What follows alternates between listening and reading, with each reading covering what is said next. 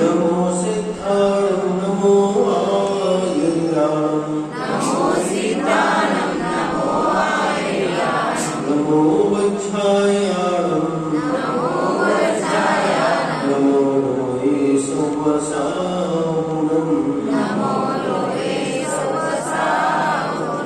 ओंकारं संयुक्तं नित्यं ध्यायन्ति योगिनः काममोक्षं चैव ओंकाराय नमः।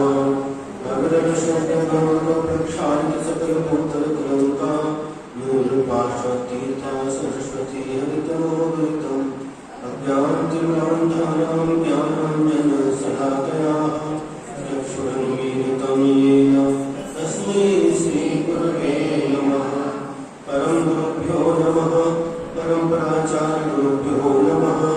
सकलविध्वंसकं श्रेषां परिवर्तकं धर्मसम्बन्धकं भवजीवमनः प्रतिबोधकारकम् इदं शास्त्रं श्री रत्नकण्डकश्रावकाचार्याणां देयम्।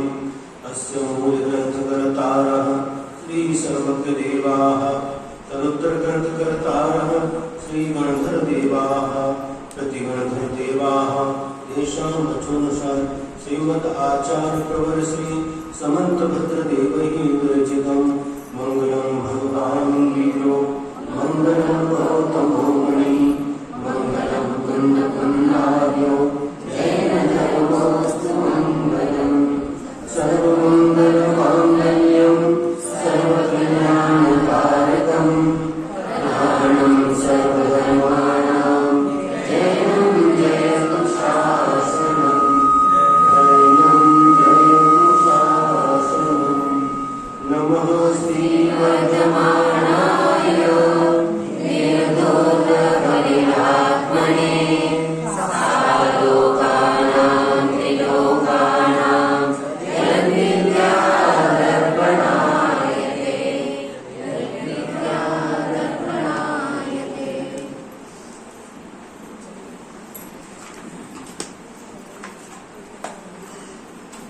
सम्यक चारित्र का चल रहा है। कल कहा गया था मोह तिमिरापहरणे दर्शन लाभादवाप्त संज्ञानः रागद्वेष निवृत्त्यै चरणं प्रतिपद्यते साधु। साधु माने सज्जन पुरुष, कोई भी भव्य जीव जब उसके मोह रूपी अंधकार का अपहरण यानी नाश हो जाता है और उसको दर्शन की प्राप्ति होती है, दर्शन का लाभ होने से वह सम्यक ज्ञान को प्राप्त कर लेता है। ऐसा भव्य जीव राग द्वेष की निवृत्ति के लिए, राग द्वेष को दूर करने के लिए, राग द्वेष से ऊपर उठने के लिए चारित्र की शरण को स्वीकार करता है ना। अब वह चारित्र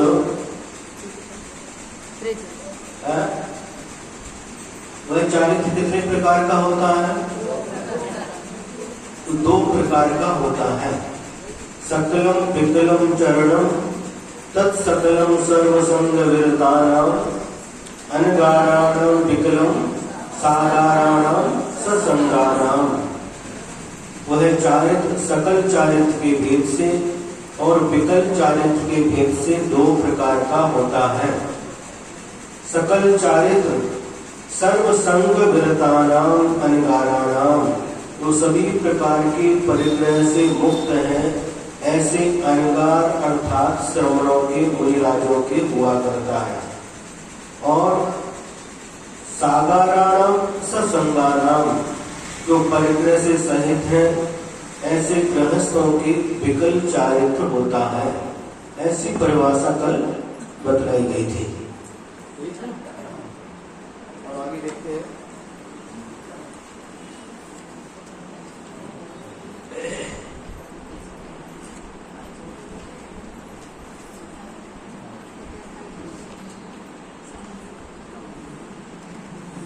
उसका लक्षण बताया था, हिंसा, झूठ, चोरी, कुशील और परिग्रह से जो पाप की प्रणाली नाली समझ करके उनसे जो वृत्ति होता है, उनसे जो विरक्त हो जाता है, उसका नाम चारित्र है। और वह चारित्र 2 प्रकार के बता दिया। अब आगे विकल्प चारित्र का यहाँ पर चूंकि रत्नकरंडक श्रावकाचार्य ग्रंथ है, सकल चारित्र का वर्णन मूलाचार आदि ग्रंथों में मिलता है। यह रत्नकरंडक श्रावकाचार्य गृहस्थों के लिए लिखा गया है, इसलिए यहाँ पर विकल्प चारित्र का वर्णन किया जा रहा है। तो विकल्प चारित्र के भेद बतलाए जा रहे हैं। श्लोक नंबर 51, पेज नंबर 48। ग्रहीणां त्रेधा तिष्ठत् यनुगुण शिक्षाव्रतात्मकं चरणम्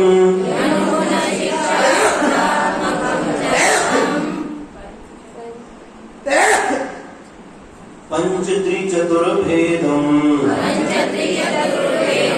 त्रयं यथा संख्यमाख्यातम् ग्रहीणां त्रेधा तिष्ठत् यनुगुण शिक्षाव्रतात्मकं चरणम् पंचत्रिचतुर्भेदम् त्रयं यथा संख्यमाख्यातम्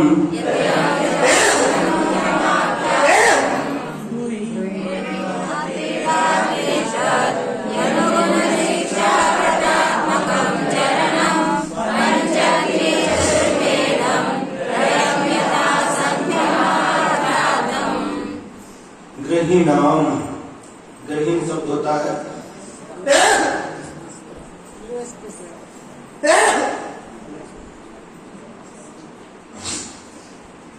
गृहस्थों का। तो ग्रहीणाम इस षष्ठी का बहुवचन है। गृहस्थों के,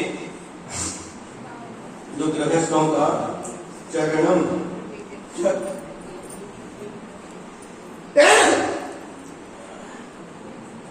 गृहस्थों का जो चारित्र होता है वह अनुगुण शिक्षा व्रतात्मकम, अनुव्रत, गुणव्रत और शिक्षाव्रत संबंधी होता है,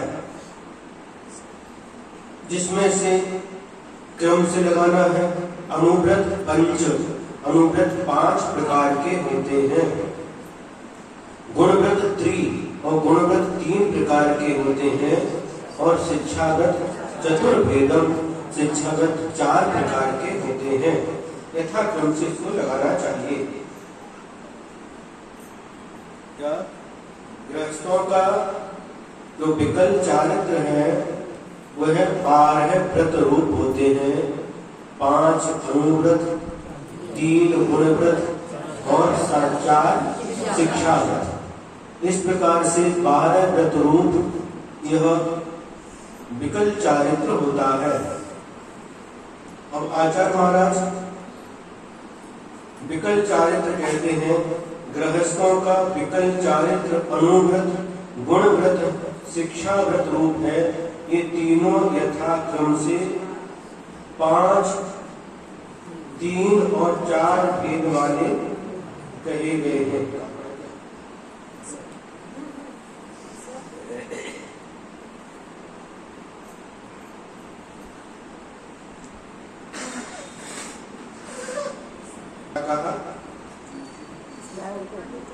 गृहस्थों का जो विकल्प चारित्र है वह अनुव्रत, गुणव्रत और शिक्षाव्रत रूप होता है, जिसमें से अनुव्रत 5 भेद वाले हैं, गुणव्रत 3 भेद वाले हैं और शिक्षाव्रत 4 भेद वाले हैं।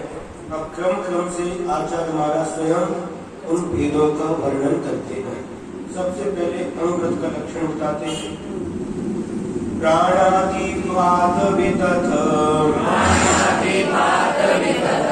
व्याहारस्तेय काममूर्छाभ्याम् स्थूलेभ्यः पापेभ्यो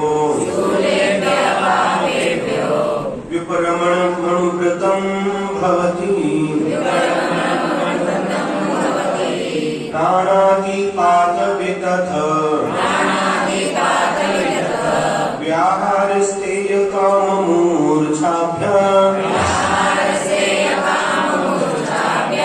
स्थूलेभ्यः पापेभ्यो विप्रमणमनुव्रतं भवति।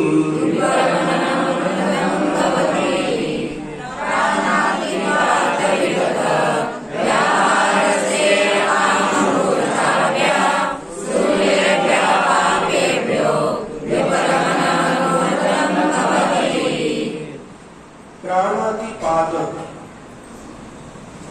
माने इंद्री आदि प्राणों का घात करना। प्राण कितने होते हैं? 10 प्राण होते हैं। संघी पंचेंद्री जीव के पास 10 प्राण होते हैं। प्राण किसे कहते हैं? जिनके रहने पर यह जीव जीवित कहलाता है और जिसके निकल जाने पर यह मृत कहलाता है। तो एक प्राण 10 होते हैं।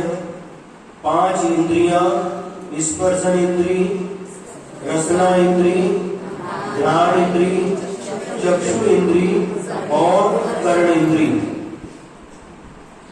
ये 5 इंद्रियां हैं। 3 बल हैं, मनोबल, वचन बल और काय बल। 5 और 3 8। इसके बाद में एक आयु प्राण है 9 और एक श्वासोच्छ्वास। इस प्रकार से 10 प्राण होते हैं। एक इंद्रिय जीव के पास कितने प्राण होते हैं? 24 हमने भूल गए क्या? एक इंद्रिय जीव के पास 4 प्राण होते हैं। 5 इंद्रियों में से उसके पास मात्र एक स्पर्शन इंद्री पाई जाती है और 3 बलों में से मन नहीं होता उसके पास, वचन भी नहीं होते, मात्र कायबल रहता है। एक इंद्री, एक बल और आयु और श्वासोच्छ्वास। इस प्रकार से एक इंद्रिय जीव के पास में 4 प्राण पाए जाते हैं। 2 इंद्रिय जीव के पास कितने प्राण होते हैं? 5। कौन कौन से? स्पर्शन इंद्रिय,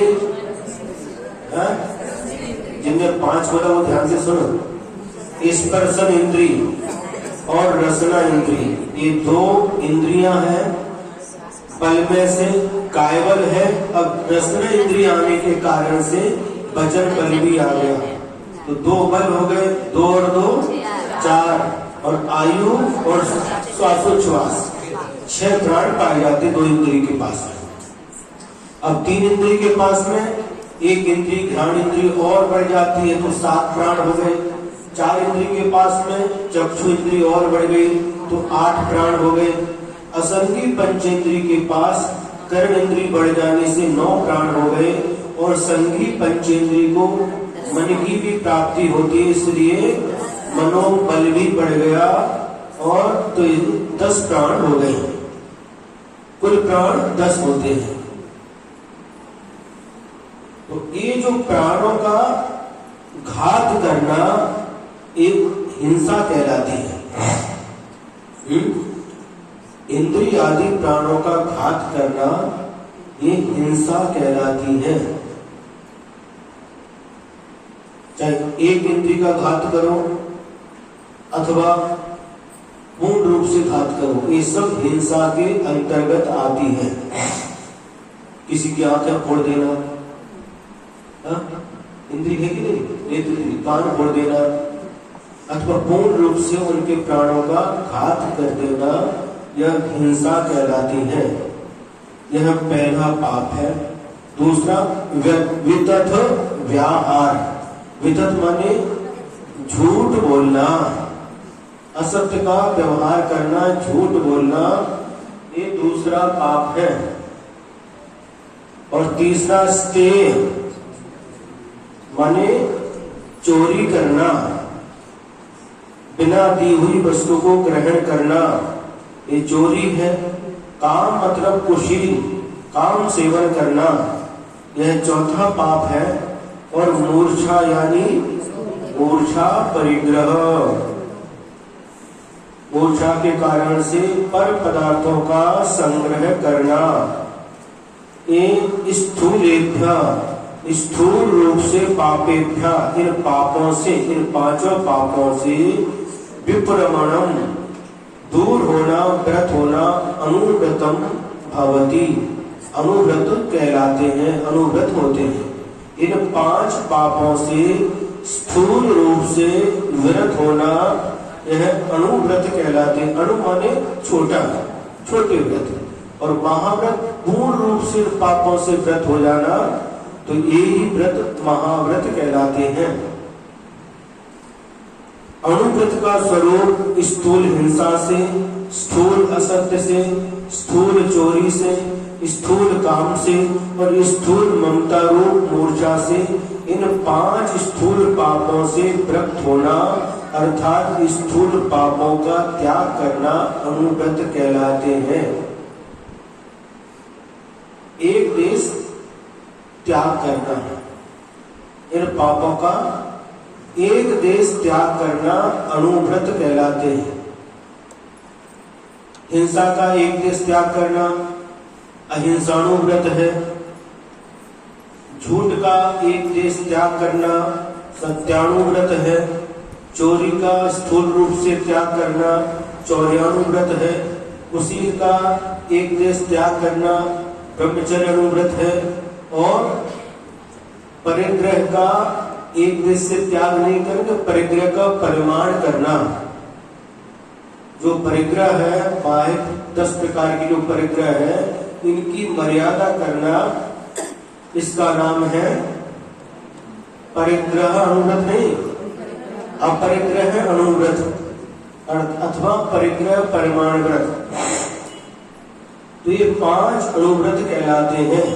अब क्रम क्रम से एक आर्या के माध्यम से अनुव्रत का स्वरूप बताएंगे और दूसरे आर्या में उसके अतिचार बताएंगे। इस क्रम से ये 5 अनुव्रत की परिभाषा और उनके अतिचार का वर्णन क्रम क्रम से चलेगा। तो सबसे पहला अनुव्रत कौन सा है? अहिंसानुव्रत। अहिंसानुव्रत किसे कहते हैं? एक देश हिंसा का त्याग करना। जीव कितने प्रकार के होते हैं? बोलो, जीव कितने प्रकार के होते हैं? 2 प्रकार के। कौन कौन से? संसारी और मुक्त। संसारी जीव कितने प्रकार के होते हैं?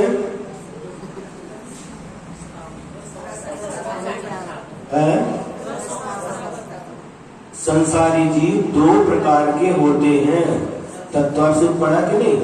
संसारिणो मुक्ताश्च संसारिणस्त्रस स्थावराः।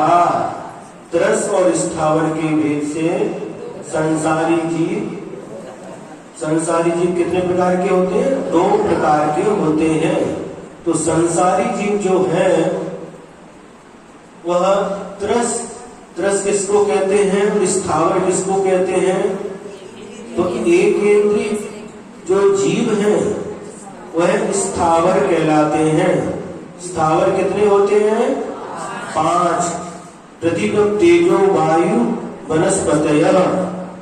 पृथ्वी कायिक, जल कायिक, अग्नि कायिक, वायु कायिक और वनस्पति कायिक।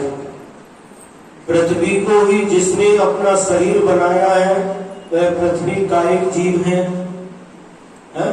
जल को ही जिसने अपना शरीर बनाया है वह जल कायिक जीव है। अग्नि को ही जिसने अपना शरीर बनाया है वह अग्नि कायिक जीव है। और वायु को ही जिसने अपना शरीर बनाया है वह वायु कायिक जीव है।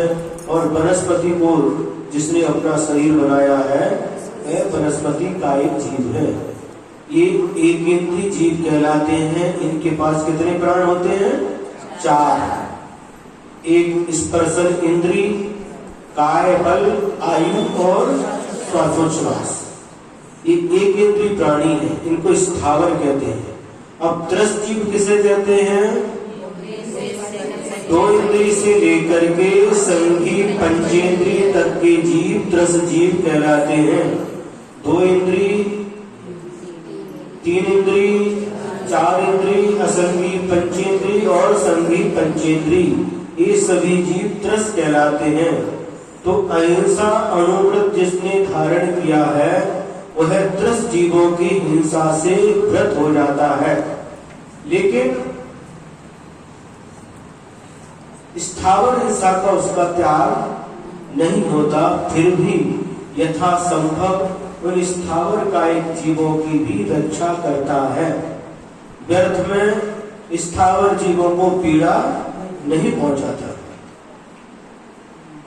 तो त्रस्त जीवों से व्रत होता है।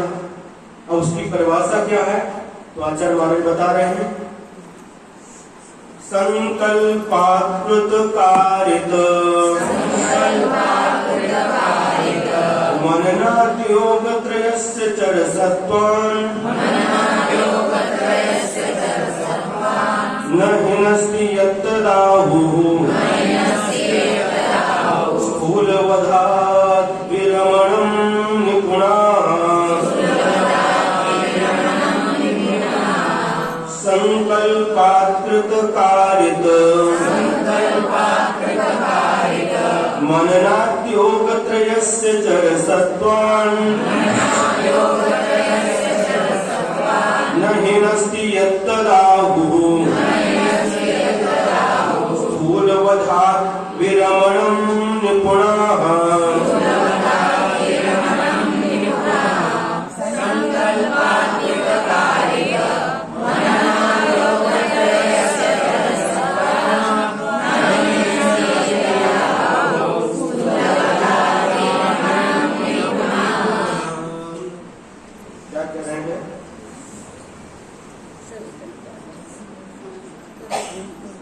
माने जो योगत्रयस्य 3 योगों से, योग कितने होते हैं 3, कौन कौन से? मन योग कितने होते हैं? वचन योग, काय योग। तो जो तीनों योगों से अर्थात मन से, वचन से और काय से कृत कारित मननात् यानी कृत कारित अनुमोदना से, संकल्पात संकल्प पूर्वक चर सत्वान, चर म्हणजे त्रस, सत्व माने प्राणी, त्रस प्राणियों को न हिनस्ति, उनको पीड़ा नहीं पहुंचाता, उनका हनन नहीं करता, उसे निपुणा, जो निपुण है कौन है? गणधर आदि देव, तो उसको स्थूल पदार्थ विरमणम, स्थूल हिंसा से व्रत अहिंसानुव्रत कहते हैं। क्या कहा? 3 योगों से, मन से, वचन से, काय से, कृत से, कारित से और अनुमोदना से संकल्प पूर्वक त्रस जीवों की हिंसा का त्याग करता है।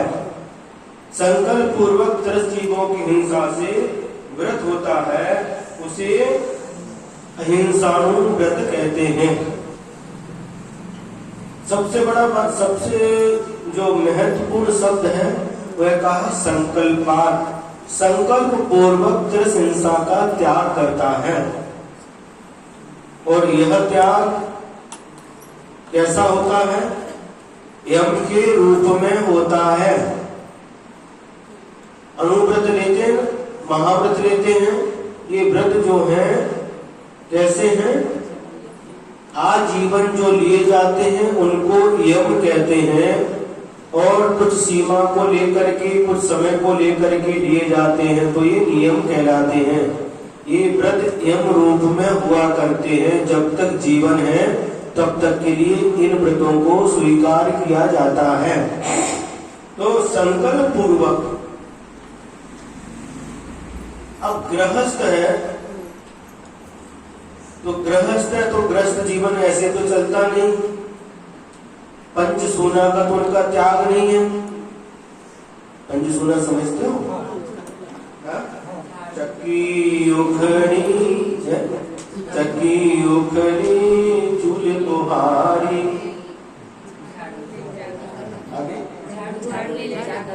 नहीं नहीं कुछ भी नहीं बोला, अगर आता तो बोला, नहीं तो मोड़ रहे हैं। बुहारी मतलब झाड़ू हो गया।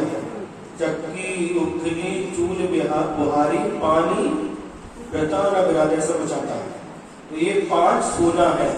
तो गृहस्थ जीवन पंच सूना के बिना चलता नहीं है। पंच सूना उनके लिए आवश्यक है। जीवन करते, भोजन करते, स्वयं पाक करते तो कैसे करेंगे? चूल्हा जलाना पड़ेगा, है ना। आटा कहाँ से आएगा? पीसना पड़ेगा। सारे कार्य गृहस्थ के होते हैं। तो अब हिंसा से व्रत का है स्थूल रूप से, लेकिन कौन सी हिंसा से बहुत अच्छा विषय है, इसको अच्छी तरह से समझ लेना चाहिए। त्रस हिंसा का त्याग किया है, और वो भी कौन सी हिंसा? जो संकल्प पूर्वक की जाती है। हिंसा के 4 प्रकार होते हैं। कितने? 4 प्रकार। सबसे पहले आरंभी हिंसा, दूसरी उद्योगी हिंसा, तीसरी विरोधी हिंसा और चौथी संकल्पी हिंसा। ये 4 प्रकार की हिंसा का वर्णन है। जो गृहस्थ होता है ये चारों प्रकार की हिंसा करता है, लेकिन जो अनुव्रत धारण कर लेता है वो है संकल्पी हिंसा का त्यागी हो जाता है। आरंभी हिंसा किसे कहते हैं? तो घर गृहस्थी के कार्य करने में जो हिंसा होती है उसका नाम आरंभी हिंसा है। कौन से ऐसे काम है? भोजन पकाना, अग्नि जलाना, कपड़े धोना, झाड़ू इत्यादि लगाना। सड़ा नहीं, ये तो इसके अंतर्गत नहीं आएगी। सड़ा डालना, गाड़ी वाहन का उपयोग करना, ये सब आरंभी हिंसा के अंतर्गत आ जाता है। नहीं, सुनो, अभी पहले सुनिए, पूर्ण होने के बाद फिर पूछिए। ये सब घर गृहस्थी संबंधी जो कार्य है, इससे जो हिंसा होती है इसका नाम है आरंभी हिंसा। और इस हिंसा को दूर करने के लिए, इस पाप का प्रक्षालन करने के लिए गृहस्थ प्रतिदिन भगवान का अभिषेक पूजन करता है, आहार दान इत्यादि देता है, जिससे उसका आरंभ संबंधी पाप धुल जाता है। दान किसका नाम है? स्वस्याति सर्वो दानम, अपनी वस्तु का देना, त्याग करना दान कहलाता है। चौके में आ गए, शुद्धि बोलती, उनका उठा करके दे दिया, इसका नाम दान नहीं है। दान देने के लिए कभी भी खाली हाथ नहीं आना चाहिए। ये बहुत लोगों को पता नहीं है। खाली हाथ आ गए, मन शुद्धि, वचन शुद्धि, काय शुद्धि, आहार जल शुद्ध। आहार जल शुद्ध आपको क्या पता? बाहर चाहे तो पता कैसे लगता? हाँ, इस बात का भी ख्याल रखना चाहिए, नहीं तो अनुमोदना करिए बाहर से।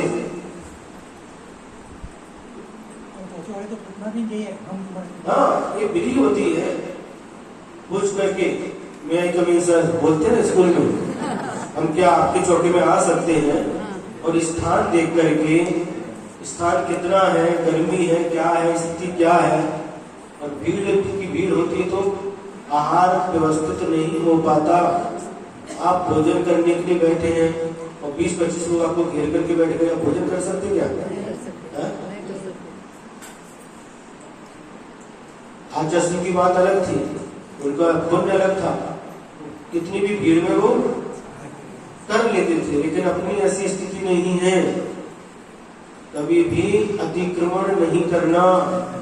देख करके आए तो भैया तो कभी कभार आते तो ठीक है, हाँ, वहां जाकर के जम जाते तो फिर निकलने का नाम नहीं लेते। इससे अव्यवस्था फैलती है। वहां पर जगह कितनी है, स्थान कितना है, वो भी पूछ में शुरू से चले गए व्यवस्थित करके। जो विधि होती है विधि के अनुसार ही करना चाहिए। सुन रहे कि नहीं? हाँ, भावना रहती है, भावना के साथ साथ विवेक भी रखना चाहिए। तो सबसे पहले हिंसा का नाम है आरंभी हिंसा। क्या बताया? घर गृहस्थी संबंधी जितने भी कार्य होते हैं उसके माध्यम से जो हिंसा होती है उसका नाम आरंभी हिंसा है। दूसरे नंबर की हिंसा का नाम है उद्योगी हिंसा। उद्योगी हिंसा का मतलब है जो हम आजीविका करते हैं, जिससे धन कमाते हैं। वह खेती भी हो सकती है, व्यापार भी हो सकता है, या पशुपालन, डेयरी इत्यादि दूध के माध्यम से भी अपनी आजीविका चलाते हैं, और भी किसी माध्यम से सर्विस इत्यादि के माध्यम से धन कमाने के जो साधन है, और उसमें जो हिंसा होती है उसका नाम है उद्योगी हिंसा। सुन रहे कि नहीं? व्यापार करेंगे तो उसमें व्यापार में भी हिंसा होती है, वस्तु को रखना उठाना, कई जीवों की उत्पत्ति वगैरह होती रहती है, और खेती में भी हिंसा होती है, पशुपालन में भी हिंसा है। लेकिन ये हिंसा कौन सी हिंसा है?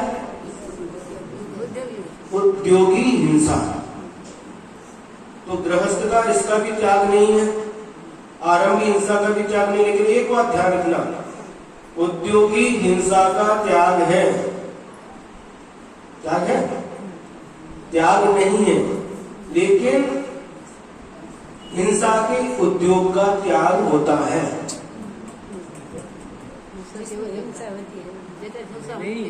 ऐकून घ्या, बोलू नये, मधी मधी बोलू नये, डिस्टर्ब होते। ऐकून घ्या, लक्षात आल्यानंतर विचारा, आपसी बोलू नये।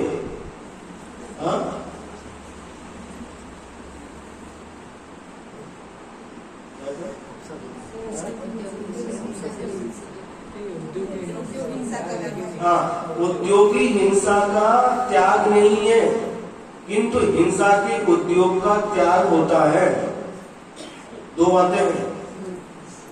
उद्योग व्यापार में जो सात्विक व्यापार है उसमें हिंसा होती है, उसका त्याग नहीं है, किंतु हिंसा के उद्योग का त्याग होता है।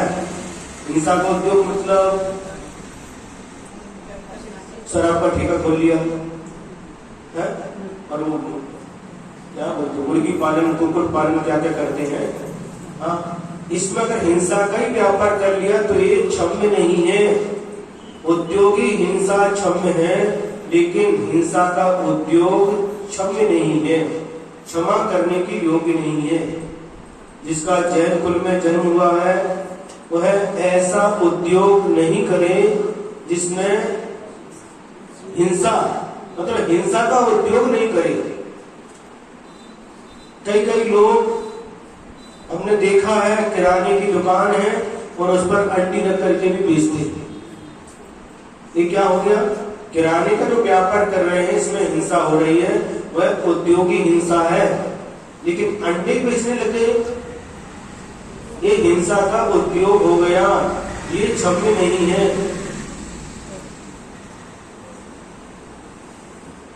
होटल, और वो भी कैसा होटल? मांसाहारी होटल। हम कुछ नहीं करते, कई लोग ऐसे मिलते, हम कुछ नहीं करते, वो देखने वाले दूसरे। भैया पैसा कहां से आता है? पैसा कहां से आता है?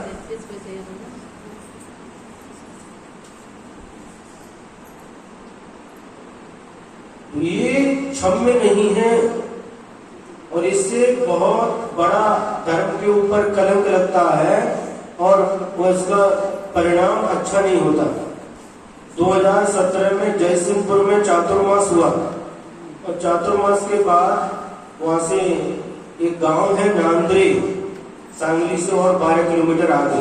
जयसिंहपुर से सांगली 10 किलोमीटर और वहां से 12 किलोमीटर नांद्रे गांव है। तो वहां पर आचार्य श्री का जो 50वां दीक्षा दिवस के उपलक्ष्य में जो बना रहे थे ना कीर्ति स्तंभ, उसके लिए लोग निवेदन करने के लिए आए, बार बार आ रहे थे। तो अपने बड़े महाराज जी नियम सागर महाराज जी ने हमें और सुपाल सागर जी को भेज दिया उस कार्यक्रम में सम्मिलित होने के लिए। तो गए, जब रात्रि में सांगली में विश्राम हो गया और सुबह विहार करके जब नांदरे जा रहे थे, नांदरे के बहुत सारे लोग थे, तो उनमें से किसी ने हमको सुनाया कि नांदरे में एक जैन परिवार था, एक लड़का था, 5 एकड़ खेती थी, सब कुछ अच्छे से चल रहा था। लड़के की शादी भी हो गई और उस लड़के ने कहा, जो फ्रेंड सर्कल में मिल करके, पिताजी हमको होटल खोलना है।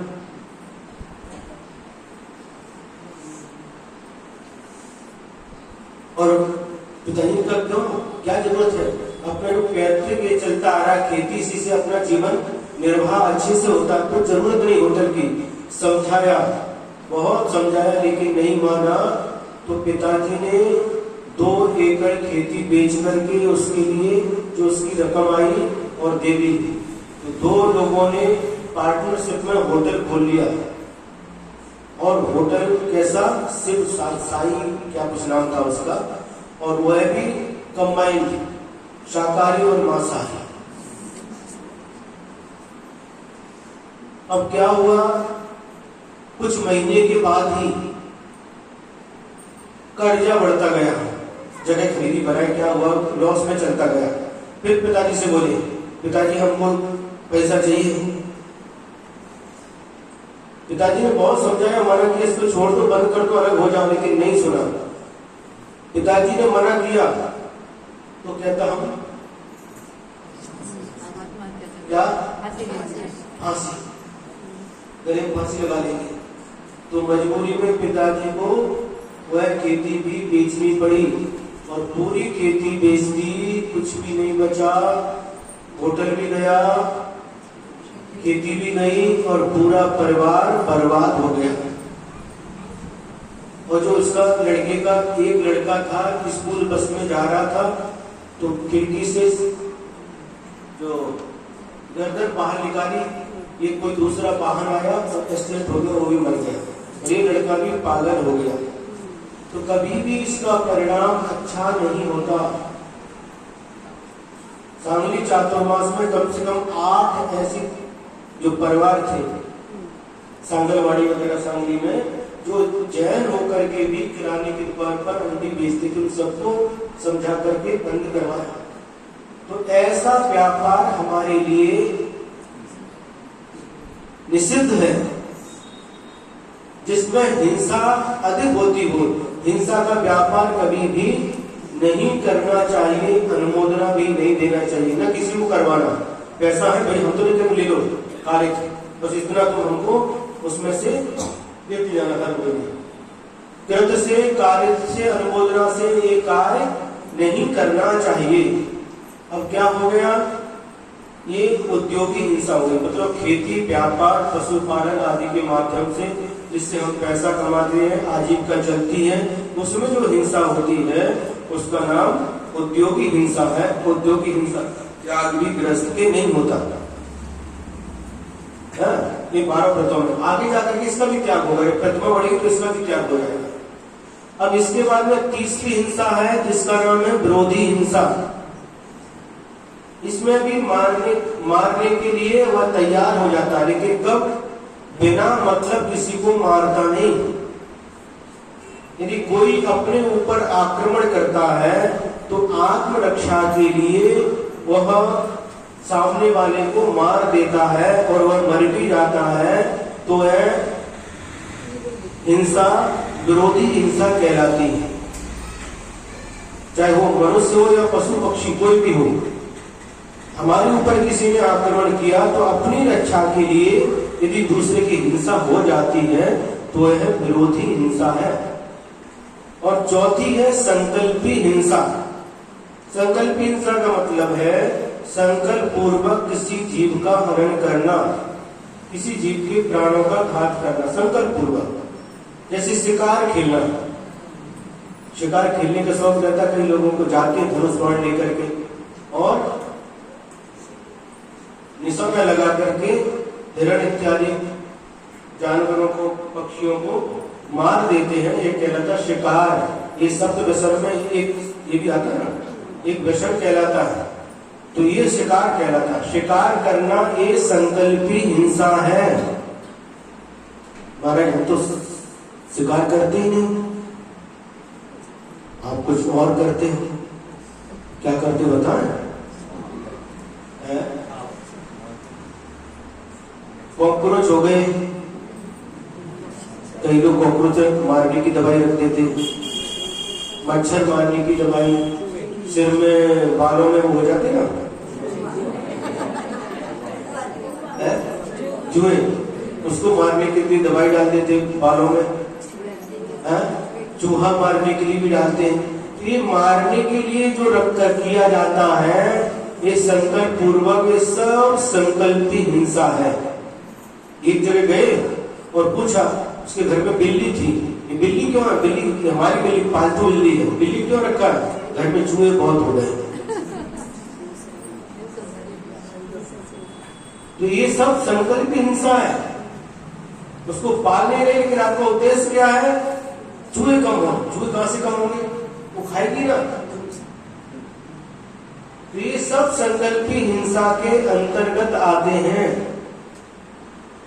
और यदि आप ऐसी सामग्री का उपयोग करते हैं जिसमें किसी चीज की हिंसा हुई है, चाहे चमड़े की वस्तु हो, रेशम की साड़ी हो, सौंदर्य प्रसाधन की सामग्री हो, बेकरी फास्ट फूड के प्रोडक्ट हो, ये कोई भी जिसमें किसी जीव का घात हुआ है, किसी जीव के शरीर का अंश मिला हुआ है, ऐसी किसी भी वस्तु का आप उपयोग करते हैं तो आप भी संकल्पी हिंसा के भागीदार होते हैं।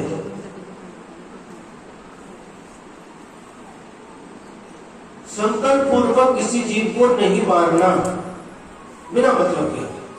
अब खेती करने में बहुत सारे जीवों की हिंसा होती है, वो संकल्प हिंसा नहीं है। वह तो हल चला रहा किसान, लेकिन वह संकल्प हिंसा नहीं कर रहा है। तो मारने का उसका संकल्प नहीं है, लेकिन खेती करने का संकल्प है। विरोधी हिंसा और संकल्प हिंसा देखने में एक जैसी लगती है। राजा महाराजा होते हैं और प्रतिमाधारी भी 12 व्रतों का पालन करने वाले राजा भी होते हैं। पानी छान करके पीते हैं, उन जीवों की भी रक्षा करते हैं। पानी छान करके जीवाणु कहाँ डालते हैं? नाली में, विहीर जहाँ से पानी लिया वहां पर डाल करके उन जीवों की रक्षा करते हैं। और जब मृत्यु का समय आता है तो हजारों लोगों को भी मार देते हैं। मार रहे हैं, अपने आप नहीं मारे, वो संकल्प हिंसा नहीं है। यदि कोई आक्रमण कर रहा है तो अपने राज्य की रक्षा के लिए, अपनी प्रजा की रक्षा के लिए यह कार्य राजा को करना पड़ता है। लेकिन यह कौन सी हिंसा है? विरोधी हिंसा। बिना मतलब की नहीं मारे। यहाँ पर पानी भी छान करके पी रहा, लेकिन जब हमारे राज्य और हमारी प्रजा के ऊपर कोई संकट आता है तो उसकी रक्षा के उद्देश्य क्या है? राज्य की और प्रजा की रक्षा हो, इसलिए वो खड़ा हो जाता है। देखो जैन धर्म की महिमा देखो, वहां पर संगी पंचेंद्री मनुष्यों का हनन करता जा रहा है और यहाँ पर जानबूझ करके एक चींटी के ऊपर भी पैर नहीं लगता, उसको भी बचाने का प्रयास करता है। अगर चींटी पर पैर रख दिया, ये क्या? संकल्प हिंसा। संकल्प हिंसा का उसका क्या है?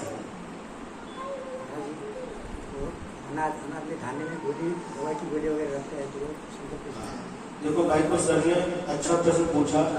जो धान रहते हैं, ज्वार गेहूं इत्यादि रहते हैं, तो उसमें गोली रखते हैं, तो वह भी संकल्पी हिंसा के अंतर्गत आएगा क्या? सुनिए, यदि आपने गोली जीव उत्पत्ति होने से पहले रख दी तो संकल्प हिंसा के अंतर्गत नहीं आएगा।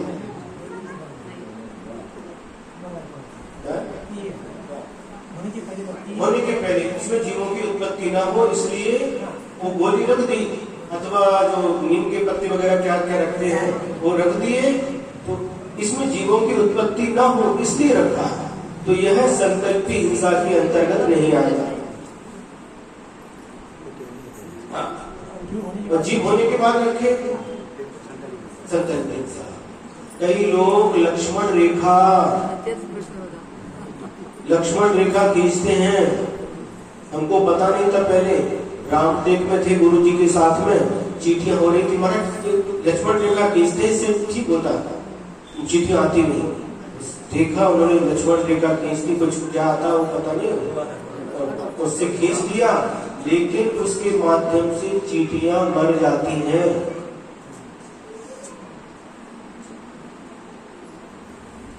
उसका उपयोग नहीं करना चाहिए।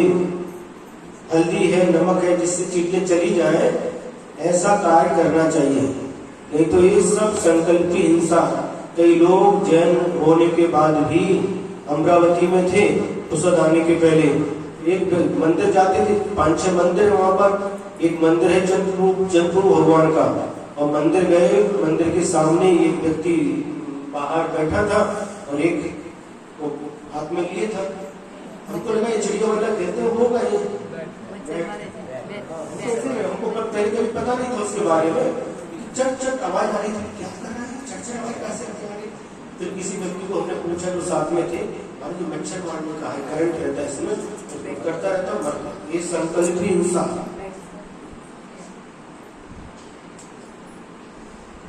सुने कि नहीं महाराज, मच्छर बहुत है, मच्छर से मलेरिया हो जाता है, डेंगू हो जाता है, तो हम क्या करें? गुड नाइट, गुड नाइट का भी उपयोग नहीं करना। और वो क्या बोलते उसको, अलाउड, उसमें भी उससे जो पास निकलते उससे भी हिंसा होती है। तो फिर क्या करें? सबसे अच्छा उपाय है मच्छरदानी। आपकी भी सुरक्षा, मच्छरों की भी सुरक्षा,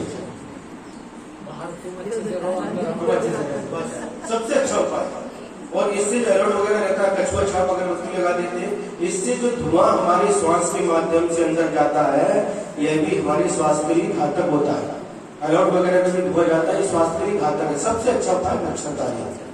आप अंदर सुरक्षित, मच्छर बाहर सुरक्षित, दोनों की रक्षा। मच्छरदानी में भी उसके से आप सावधानी रखो ना, अच्छी तरह से भी लगाओगे तो नहीं उसके नहीं व्यवस्थित भी करो तो नहीं बचते। पण महाराज जी दिवसभर मच्छर असतात, तर दिवसभर थोडा नाही आपण मच्छरदाणी दिवसभर बाहेर बसायचं, ते अंधार असते तिथे मच्छर असते, अंधार मध्ये बसायचे नाही, दिवसभर मच्छर असतात। कपड़ा लेकर को। तो ये संकल्पी हिंसा का त्याग होता है। जो अणुव्रत धारण करता है इन 4 प्रकार की हिंसा में से, उसका संकल्पी हिंसा का त्याग होता है। हम ये कह रहे थे विरोधी हिंसा और संकल्पी हिंसा देखने में एक जैसी दिखती है, इसमें भी मारे उसमें मार रहे, लेकिन बहुत अंतर है। संकल्पी हिंसा बिना मतलब के मारता है, लेकिन विरोधी हिंसा में यदि हमारे ऊपर कोई आक्रमण करता है, हमारे राज्य के ऊपर कोई आक्रमण करता है, तो अपने राज्य की, अपनी प्रजा की रक्षा के लिए, बचाव के लिए ये हिंसा की जाती है, उसका नाम विरोधी हिंसा। लेकिन इसमें बिना मतलब के दूसरे का जीवन समाप्त कर देता है, संकल्पी हिंसा है। तो संकल्पी हिंसा का तो त्याग कर लेना चाहिए। सुन रहे कि नहीं? अपनी खेती में अपन खेती के लिए अपन दवाई करके वो तो इसमें आ जाएगा, लेकिन दूसरे की खेती में अपन बोलते ये औषधि मारो, ये मारो, उसमें धूम मर जाती है, तो वो तो संकल्पी हिंसा हो जाएगा। अगर इस प्रकार से संकल्पी हिंसा हो जाएगी। अपने भी खेती में दवाई डालना, तो उसको भी तो संकल्पी हिंसा हो जाएगी। वो अपने लिए तो अपन वो उसमें भी जो कई प्रकार से सर, जो नेचुरल पद्धति से कई लोग क्या करते हैं, नीम के रस का, नीम का है और कुछ बनाते हैं, उसका क्या बोलते हैं, क्या क्या पता नहीं, वो डाल करके बनाते हैं और उससे छोड़ते हो जीवों की उत्पत्ति होने से पहले। ऐसा कार्य करना जिससे जीवों की उत्पत्ति न हो, पहले से इस प्रकार का उपयोग करना। कई प्रकार, एक जगह देखा हमने गांव में, वो क्या, एक खेत में गए और खेत किसका था, वो कलिंगड़ क्या होता है? अंदर से लाल लाल तरबूज खेती थी और उसमें ऐसे लकड़ी लगा करके बहुत बीच में लकड़ी लगाई और एक कुछ चिपकाए देखिए क्या। फिर बताओ उसने देखा तो जीव जो उड़ते हैं कीड़े उससे चिपक के मर जाते हैं। इस प्रकार के जितने भी साधन हैं ये सब संकल्पी हिंसा का परिणाम है। सबसे अच्छा है पहले से व्यवस्था करके रखो कि जीवों की उत्पत्ति नहीं हो। इस प्रकार का उपाय करना चाहिए। पंखा लावायला पाहिजे का नाही? पंख्याचा उपयोग करायला पाहिजे की नाही? अरे ते तुमची इच्छा नाही म्हणजे त्याच्यात दिवशीचा काही दोष लागतात? त्याच्यात दिवशीचे दोष लागतात का? इसमें संकल्प हिंसा तो नहीं है, लेकिन फिर भी ऐसे हम पहले देखते थे जो पंखे रहते थे, पंखे को जाली लगा जिससे कोई चिड़िया वगैरह आकर के उससे टकरा करके न मर जाए। जाली रहती थी इसमें अंदर। एमपी में सबसे ज्यादा है या महाराष्ट्र में जो करो ना, अरे पंखा क्या सिंदूर का क्या क्या नाम लिख करके उसमें 5 लोगों के नाम लिखे हैं। अरे जाली भी उठाओ ना उसके ऊपर, नरसे का हाड़े क्या क्या नाम लिखे उसके ऊपर, एक जाली भी बिठाओ उसके ऊपर।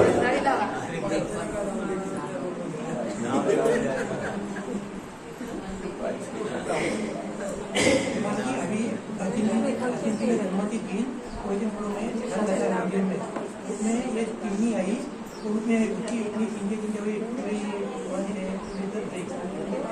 मंदिर में। हाँ तो वो मन गई वहाँ पे ही बाद में जलाए लेके दी ऐसी जो भी मन। देखो राजू भैया बता रहे हैं अभी अचिंत्य धर्म की पार्थिनाथ मंदिर है। आकिंचन धर्म के लिए कह रहे पार्थिव मंदिर में एक चिड़िया आई और टकरा करके मर गई पंखे से, फिर गजू सर ने उसको व्यवस्थित किया। ये सब मंदिर में पंखे नहीं होने चाहिए, सबसे अच्छा। इतनी बुरी है हुई पूरा ये हुआ तो कम से कम नहीं लगाना सबसे अच्छा। थोड़ी देर के लिए आती है मंदिर में, कितनी देर बैठते हो? बंदा खोल करके आराम से बैठ जाते हैं। कम से कम इनके ऊपर जाली लगाओ, नहीं तो पंखा निकाल के अलग करो, नहीं करते तो जाली तो लगाओ कम से कम। अन्ना तुम्हारी जिम्मेदारी है। बरोबर चांगल्या माणसाला दे। या तो पंखा बंद करो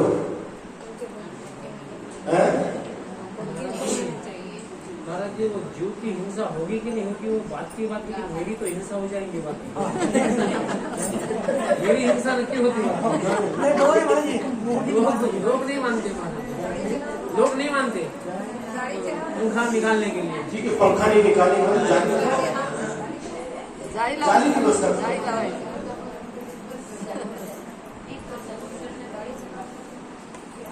उत्तर भारत में हमने कई जगह देखे जाली रहती है पंखे, मंदिर में पंखे उसके ऊपर जाली बिठा दिया। नहीं तो जिनने दान दिया है पंखा उससे हिंसा हो गई तो पाप किसको जाके लगेगा? 5 के नाम लिखे 5 हो गए।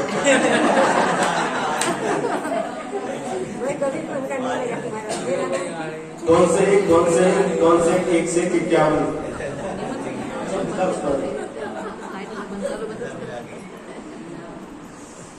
दरवाजे के ऊपर भी नाम लिखते, सब नाम लिखो, जाली के ऊपर भी नाम लिखो, जाली लगाओ।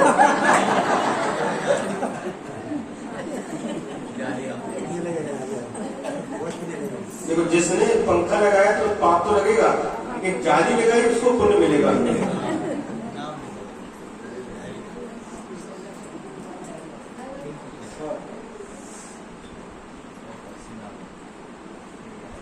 बिजू बाबा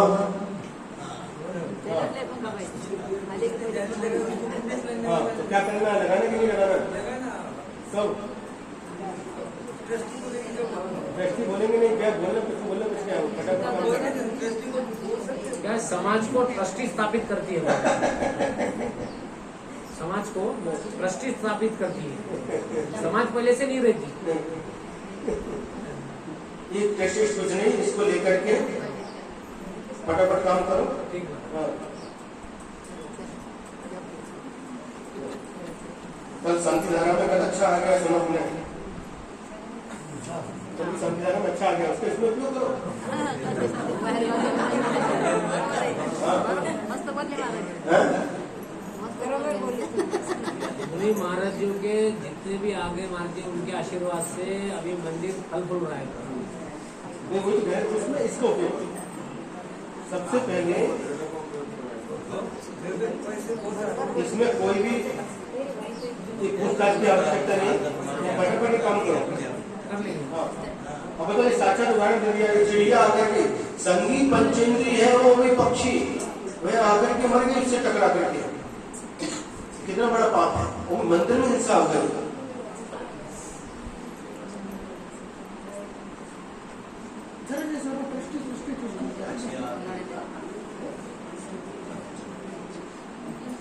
दोनों मंदिरों में व्यवस्था हो जानी चाहिए फटाफट। हाँ, देर नहीं लगनी चाहिए। हाँ, अपन मूल विषय पर आते हैं। मैंने तीनों योगों से मन वचन काय से कृत कार्य अनुमोदना से संकल्प पूर्वक जो त्रस्त प्राणियों की जीवों की हिंसा का त्याग करता है उसे स्थूल हिंसा त्यागी अथवा अहिंसानुव्रति कहते हैं।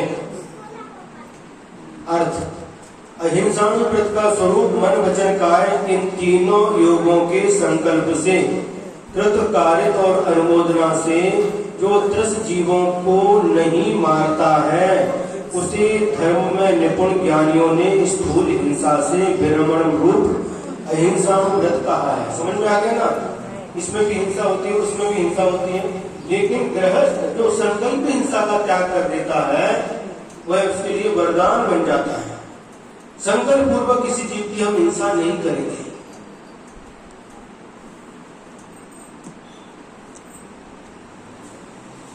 जो भी सब बताए साधन उन सबका त्याग हो जाना चाहिए।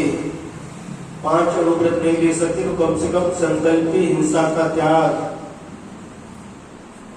कृत कार्य अनुमोदना से मन वचन काय से संकल्प हिंसा का त्याग तो सबका होना ही चाहिए। एक यशोधर चरित्र है, पढ़ो। आटे का मुर्गा चढ़ा करके बलि दी थी उसकी, संकल्प पूर्वक उसको मारा था, क्या परिणाम निकला। जन्म जन्मांतर में कितनी बार त्रिंच पर्याय धारण करके और एक दूसरे को मारते थे, हिंसा के द्वारा उनका मरण होता था। पढ़ो एक बार यशोधर चरित्र।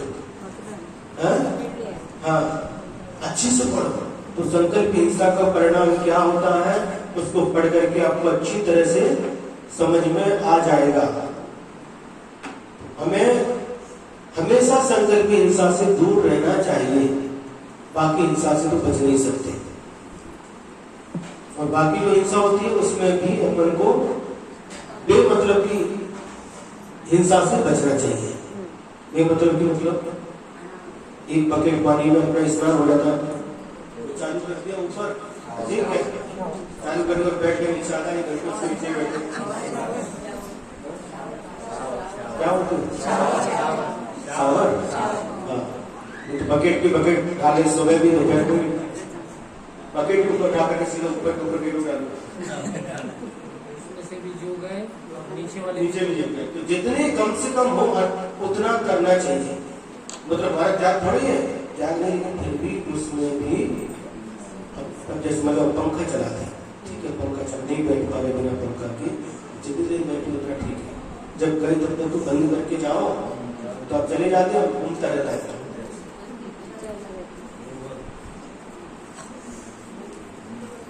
संकल्प हिंसा तो नहीं करते, लेकिन अनुव्रत नहीं लिया या लिया तो फल मिलेगा। संकल्प हिंसा तो नहीं करते, लेकिन अपन ने नियम नहीं लिया तो नियम तो लेना ही चाहिए। बिना नियम के निर्जरा कैसे होगी?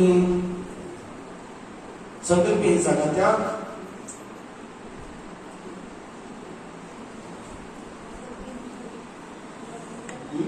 करते नहीं अलग बात है और संकल्प लिया ही अलग बात है। संकल्प हिंसा का संकल्प लेकर के त्याग करना चाहिए। रात्रि भोजन तो हम करते ही नहीं, लेकिन हमारा त्याग भी नहीं।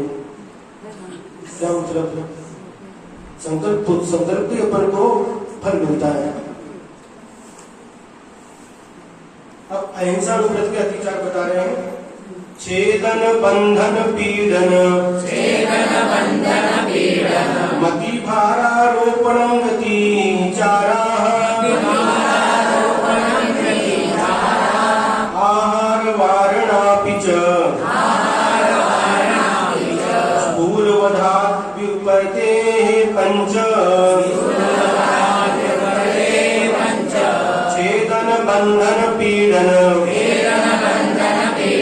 मति भारारोपणं गति चारा आहार वारणापि च पूर्वधात् व्युपैते पंच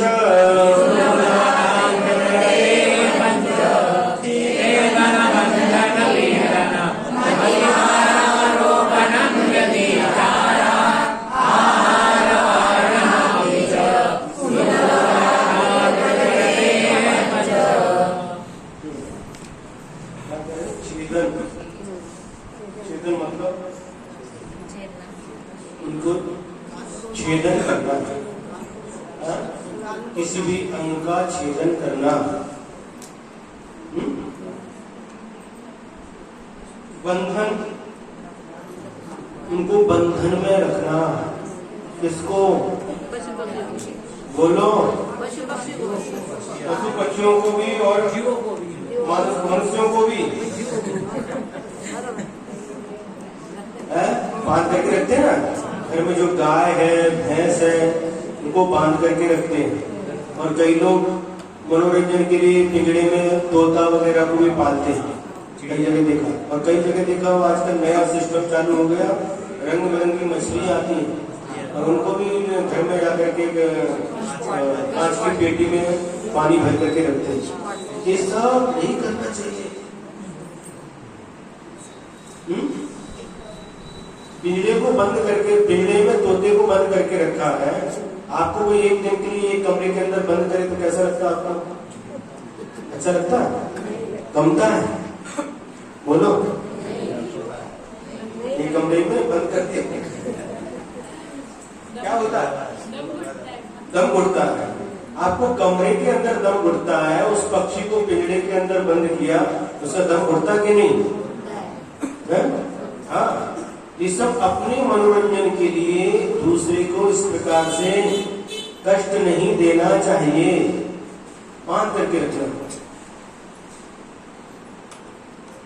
अब कई बार देखते हैं बस पेड़ से बांधी उस गाय को, और गर्मी का समय है, जहाँ बांधी धूप आ गई। आप तो अंदर बैठे हैं, घर के अंदर फैन, कूलर, एसी, और वो धूप में खड़ा है। गाय धूप में खड़ी है, कितना कष्ट होता है। वो जाना चाहती है छाया में, लेकिन बांध के रखता है। ठंडी का समय बांधा हुआ छाया, वो धूप में जाना चाहते हैं लेकिन नहीं जा सकते। इस प्रकार से छेदना और उनको बंधन में रखना, सुन रहे कि नहीं? कई लोग ऐसे निशान लगा देते, गर्म करके उसको गाय को, बैल को लगा देते, निशान बना देते। त्रिशूल का कई प्रकार का देखने को मिलता है।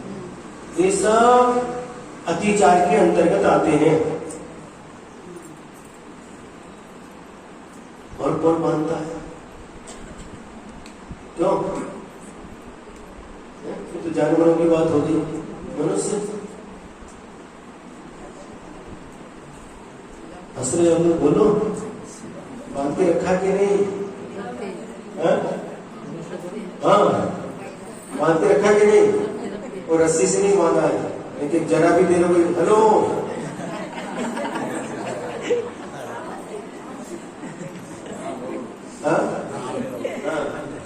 कितने बजे कहाँ पर होगी?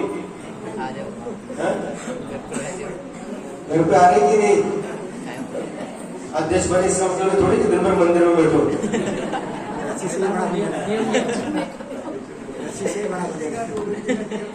बड़ा बंधन है। देखो भाई सर अपना रोग बता रहे हैं, रस्सी से भी बड़ा बंधन है। हमारे आचार्य के संग में बाबा जी थे, शांतिलाल जी, आसाम के थे, गुवाहाटी के। वो हमेशा बोलते थे, महाराज आप लोगों ने शादी नहीं की थी, बहुत अच्छा हो गया। शादी का मतलब 50 साल तक कम से कम सश्रम कारावास की सजा।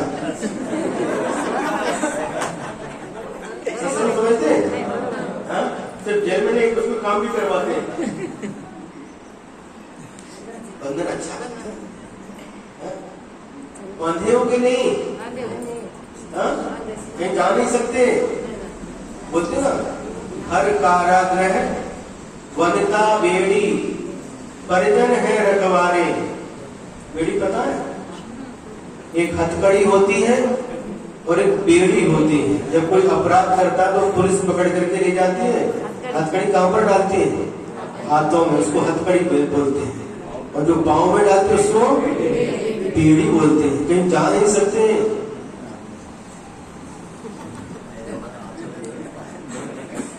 क्या हाथी को देखा था हमने? कुंजवन में देखा हमने, हाथी था। गुंजवन में देखा, शेरवाल में देखा, 2-3 जगह। हाथी को पैर में डालते हैं, पैर में डालते हैं। सामने खाने की वस्तु रखी है, लेकिन वो आगे पीछे पैर करता वहां तक नहीं पहुंच पाता। ये बंधन कैसे बंधन है? वनिता को बेड़ी कहा। वनिता म्हणजे, वनिता का मतलब क्या? हाँ, सबको पता है। लग्नाची बेडी। वो समय बांध देते हैं। वनिता बेड़ी, बेड़ी है कि नहीं? लगता कि नहीं बेड़ी कभी? है? बेड़ी गाली पैर में से लगता कि नहीं? लेकिन महाराज क्या बताए आपको? वहां से निकलने का प्रयास। लगता तो वहां से निकलने का प्रयास करते। हाँ, लगता नहीं, इसलिए बेड़ी है, कहीं जा नहीं सकते विदाउट परमिशन।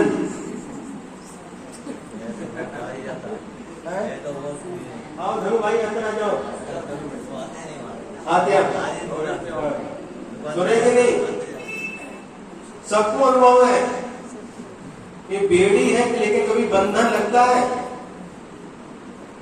जब कहीं जाना चाहते हैं, नहीं जा सकते। जाऊ शकत नहीं। जाऊ शकत नाही। आम्ही रोकत नाही। नाही, पण ते दोघांसाठी बेडी। ऊपर ऊपर दोघांसाठी बेडी नाही रोकते। तो ये आचार्य ने क्या कहा? वनिता बेड़ी, बेड़ी के समान है, पैर में डालते कहीं नहीं जा सकते। स्वतंत्रता समाप्त, 15 अगस्त गया, जिस दिन शादी हो गई 15 अगस्त समाप्त। तब तक 15 अगस्त मनाया, स्वतंत्रता के दिन समाप्त हो गए, परतंत्रता आ गई। आती कि नहीं? आती है। फिर और बच्चे हुए और परतंत्रता बढ़ती जाती है, झगड़ते जाते हैं। पहले अनुभव नहीं होता। हाँ? पहले अनुभव नहीं होता, तो समझदार व्यक्ति दूसरे के अनुभव को देख करके समझ जाता है। मतलब एक बार बिहार कर रहे थे, कर्नाटक में कुशनाल के पास सिरुपी वगैरह तब जा रहे थे, और बीच में एक ऐसी जगह थी, नदी सूखी नदी थी, उससे निकल के जा रहे थे। बीच में तो दलदल था। एक लड़की भी उस बिहार में थी और उसको पता नहीं चला, जमीन जैसी दिख रही थी और उसमें पैर रखा, वो धंस गई। और व्यक्ति फिर जाकर के उसको बहुत मुश्किल से निकल पाए। अब जब वो फंस गए, अब दूसरे व्यक्ति क्या करेगा? वही पे रखेगा? नहीं, अनुभव ले लेते, बाद में देखते हैं। दूसरे के अनुभव को देख करके वह व्यक्ति क्या करेगा? सावधान हो जाएगा, सावधान हो जाएगा। और वहां से नहीं, वो देखो फंस गए, अपन को नहीं, इस रास्ते से चलना। मराठीत म्हणायचं, पुढच्याला ठेस मागचं ना सांग. मराठीत म्हणाय, पुढच्याला ठेस मागचं सांग. पुढच्या हळूहळू सांगा. पुढच्याला ठेस लागते, मागच्या सावधान होते।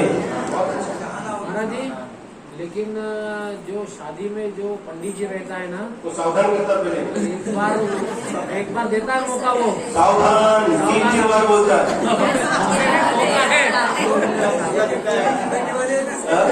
सावधान अभी भी समझ जाओ, बेड़ी पड़ने वाली है, बेड़ी से बचो। सावधान करते 1 बार 2 बार 3 बार। एक बार घटना है, वहां पर पट्टन कड़ोली में थे और उसमें किसी ने बताया, तो शादी हो रही थी 7 फेरे के पहले बोलते पहले, तो पंडित बोला सावधान। पति पत्नी बैठे थे और पति पत्नी बनने के पहले, फिर बोला सावधान, तीसरी बार बोला सावधान, तो घबरा के पति वहां से बोला अभी इतनी बार सावधान कर रहे हैं, अभी शादी में, तो शादी बाद क्या होगा।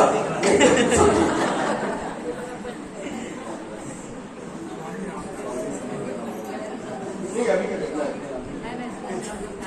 तो ये हो गया छेदन करना, बंधन में रखना, और अति भारारोपण, जितनी उनकी शक्ति है उससे अधिक भार रखना उनके ऊपर। बैल है, बैल के ऊपर अधिक भार रखना, जितनी उनकी शक्ति है। तांगा है, घोड़ा है, उसकी जितनी शक्ति उससे ज्यादा बोझ रखना। आदमी के ऊपर भी, आदमी की जितनी शक्ति है उससे ज्यादा काम लेना, पैसा कम देना, काम ज्यादा देना। हाँ? क्या सुने कि नहीं? ये सब अति भारारोपण, अति भार रखना, उसकी शक्ति से ज्यादा भार रखना, अति भारारोपण कहलाता है। और आहार वारणा, माने भोजन पानी को रोकना, समय पर नहीं देना। जो पशु पक्षी अथवा नौकर चाकर अपने आश्रित हैं, उनको भोजन पानी समय पर नहीं देना, ये सब अतिचार के अंतर्गत आते हैं। पहले भोजन उनके लिए, बाद में स्वयं भोजन करना, समय पर उनको भोजन देना, समय पर पानी देना, तो ठीक है। यदि भोजन पानी रोका तो ये अतिचार कहलाएगा। छेदन, बंधन, पीड़न। छेदन मनुष्यों अथवा पशु पक्षी आदि जनों के अंगों को छेदना, बंधन रस्सी आदि से बांधना, पीड़न डंडे आदि से पीटना, अति भारारोपण, अधिक काम लेना, अधिक भार लादना, और आहार वारणा, आहार यानी भोजन पान देते करते को रोकना, बचा करके रखना। ये स्थूल पदार्थ के प्रत्येक स्थूल पद से वृत्ति रूप अहिंसानुव्रत संबंधी 5 अतिचार हैं। इस अहिंसा अनुव्रत के 5 अतिचार हैं। पशु पक्षी आदि जीवों के अंगों का छेद करना, रस्सी आदि से बांधना, डंडे आदि से पीड़ा देना, शक्ति से अधिक भार लादना, और उनके आहार खान पान को रोक देना। ऐसे कार्य करने से अहिंसा अनुव्रत में दोष लगता है। देखो एक और उदाहरण देते हैं, ये अपने भावों के ऊपर आधारित है। डॉक्टर किसी का ऑपरेशन कर रहा है, पूरी बॉडी को, पेट को अथवा ब्रेन को चीर-फाड़ करके रखा है, बचाने का प्रयास कर रहा है, लेकिन फिर भी वह व्यक्ति मर जाता है, लेकिन फिर भी वह डॉक्टर हिंसक नहीं कहलाएगा, क्योंकि उसका उद्देश्य उसे बचाने का था। एक धीवर है, जाल फैला करके दिन भर नदी में बैठा है, और दिन भर बैठा, एक भी मछली उसकी नदी में नहीं है, उसके जाल में नहीं आई, लेकिन फिर भी वह हिंसक कहलाएगा। क्यों? दिन भर से एक भी जीव की हिंसा नहीं की, लेकिन उसका उद्देश्य क्या था? मछली पकड़ना। भले ही नहीं आई, लेकिन फिर भी वह हिंसक है। एक अंतर समझना दोनों में। तो भावों के अनुसार, उद्देश्य के अनुसार ये हिंसक और अहिंसक कहलाते हैं। अब सत्यानुव्रत का लक्षण बताते हैं। स्थूल मलिकम न वदति, स्थूलमलिकं न वदति, न परान् वादयति सत्यमपि विपदे, न परान् वादयति सत्यमपि विपदे, यत्तत् वदन्ति सन्तः, यत्तत् वदन्ति सन्तः, स्थूलमृषावाद वैरमणम्, स्थूलमृषावाद वैरमणम्, स्थूलमलिकम न वदति, स्थूलमलिकं न वदति, मलिकम नहीं जानना, मलिकम। मलिकं कौन सी एंट्री है? दूसरी है। स्थूलमलीकं न वदति, मलिकम नहीं, मलीकम, मलिकम नहीं, मली की दीर्घ, हाँ, स्थूलमलीकं न वदति, न परान् वादयति सत्यमपि विपदे, यत्तद्वदन्ति सन्तः स्थूलमृषावाद वैरमणम्,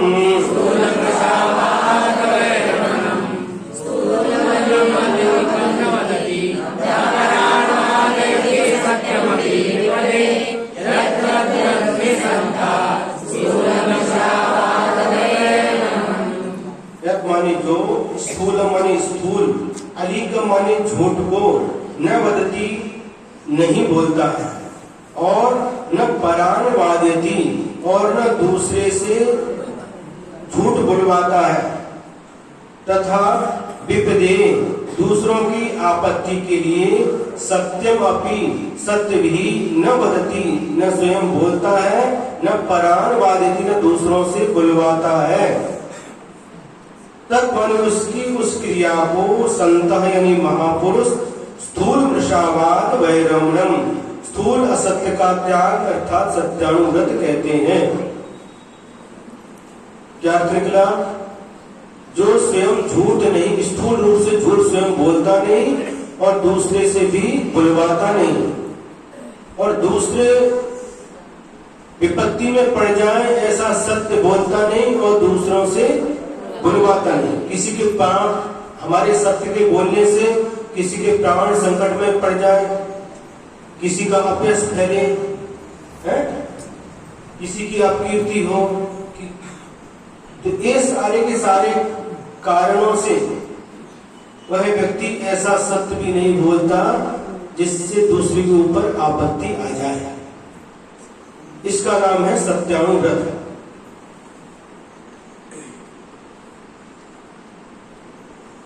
सत्यानुव्रत का स्वरूप जो लोकवृत्त, राजवृत्त एवं धर्म विघातक ऐसा स्थूल झूठ न तो स्वयं बोलता है न दूसरों से बुलवाता है, तथा दूसरे की विपत्ति के लिए कारणभूत सत्य को भी न स्वयं कहता है न दूसरे से कहलवाता है। भले ही सत्य है, लेकिन उस सत्य को बोलने से सामने वाले के ऊपर विपत्ति आ सकती है, वह फंस सकता, ऐसा सत्य भी नहीं बोलता।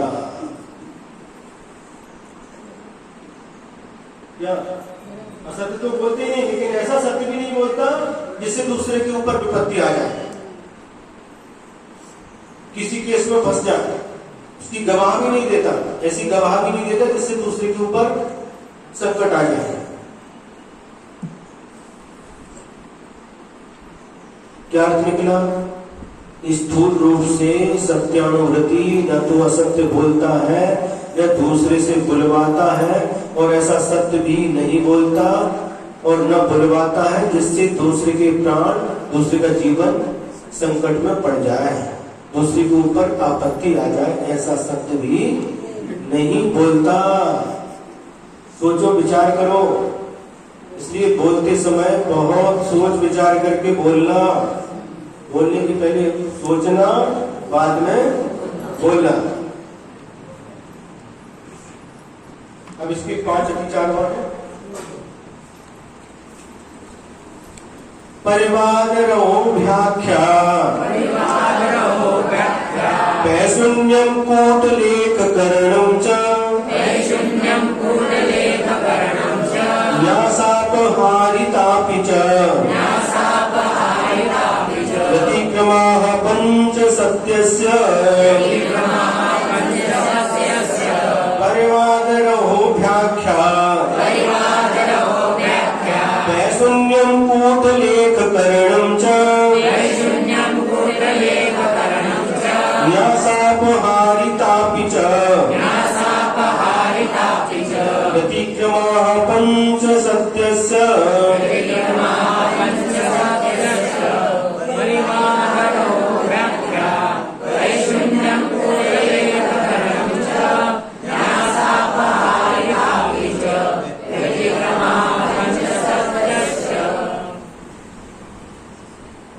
परिवाद मतलब मिथ्या उपदेश मिथ्या उपदेश देना। और रहो व्याख्या, रहो व्याख्या मतलब रहस्य माने एकांत, रहो व्याख्यान, किसी की गुप्त बात को प्रकट करना। पैशून्यम, पैशून्य, पैशून्य मतलब ईर्ष्या के कारण से दूसरे के अभिप्राय को प्रकट कर देना। और कूट लेख करणम, कूट माने झूठे लेख लिखना। और न्यासापहारी, किसी की धरोहर को हड़प करने के वचन कहना, झूठे दस्तावेज लिखना और धरोहर को हड़पने का वचन कहना। आपकी वस्तु इतनी ही थी, हाँ सुनो, सुन रहे कि नहीं? हाँ, दूसरे के हक की वस्तु स्वयं हड़प कर जाना बहुत होता है, होता कि नहीं? होता है। दो भाई रहते हैं, बस दूसरा भोला भाला सीधा साधा उसकी भी हड़प।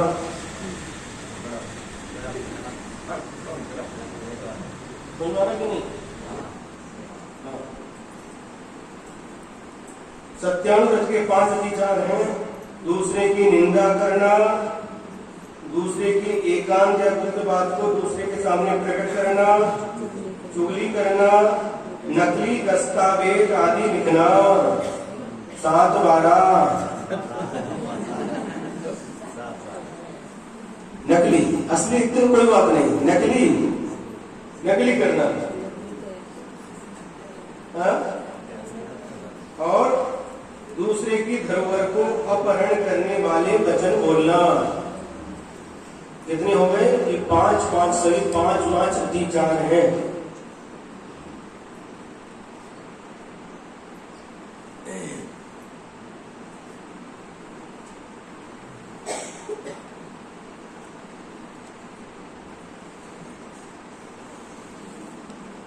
उसके बाद से अच्छा से अब शब्द बोलना, गोपनीय तथ्यों को प्रकट करना, चुगली करना, झूठे जाली दस्तावेज बनाना, प्रामाणिक दस्तावेजों में हेर फेर करना और दूसरों की अमानत को हड़प जाना। ये 5 सत्यानुव्रत के अतिचार हैं। क्या? ये 5 सत्यानुव्रत के अतिचार हैं, जिन्होंने अनुव्रत लिए हैं, इन 5 अतिचारों से बस नहीं। अब 51 नंबर से पद्यान पढ़े थे। ग्रही जनों का विकल चरित भी त्रिविध बताया जिनवर ने, अनुव्रत गुणव्रत शिक्षा व्रतयो नाम पुकारा धनगर ने।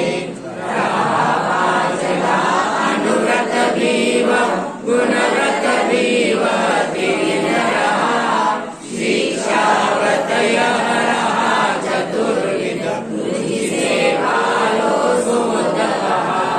प्राणनाशिनी हिंसा का अनुचित सत्य भाषण का, चोरी में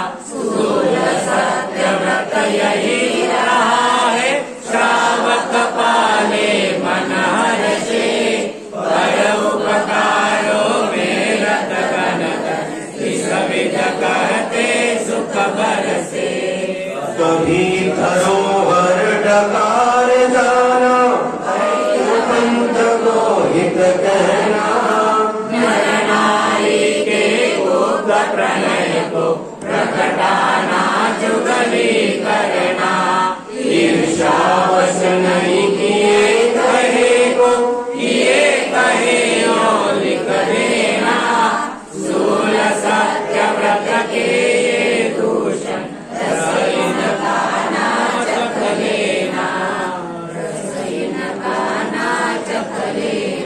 जीवनी स्तुति यदर्थ मात्रा परवाक्यहीनं मया प्रमादात् किञ्चनोक्तम् अन्ये च विद्वा विदधातु देवी सरस्वती केवलबोधलब्धि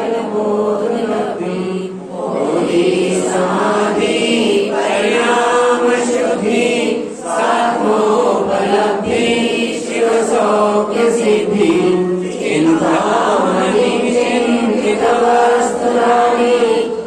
वन्द्यमानस्य ममास्तु देवी द्वादशांचवाणी माता की जय। आचार्य गुरुदेव श्री विद्यासागर जी महाराज की जय। महाराज की जय।